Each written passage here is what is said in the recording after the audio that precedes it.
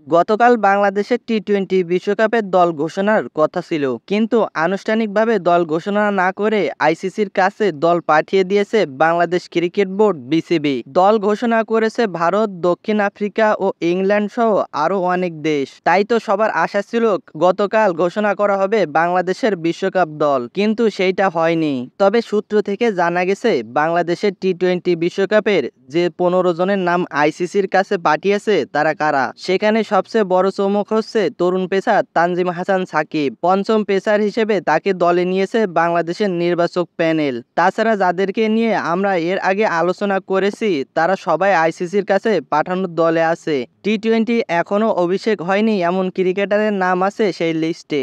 চলুন দেখে নেওয়া যাক টি-টোয়েন্টি বিশ্বকাপের জন্য আইসিসির কাছে পাঠানো দলে কারা কারা আছেন। বাংলাদেশের 15 সদস্যের টি-টোয়েন্টি বিশ্বকাপের দল। 1 নম্বরে আছেন নাজমুল হোসেন শান্ত অধিনায়ক, সৌম্য সরকার, লিটন দাস, তানজিম হাসান তামিম, সাকিব আল হাসান, তাওহিদ হৃদয়, মাহমুদুল্লাহ রিয়াদ, জাকের আলী অনিক, রেশাদ হোসেন, শেখ মাহাদি, সাইফুদ্দিন, তাসকিন আহমেদ, শরীফুল ইসলাম, মুস্তাফিজুর রহমান ও তানজিম হাসান সাকিব।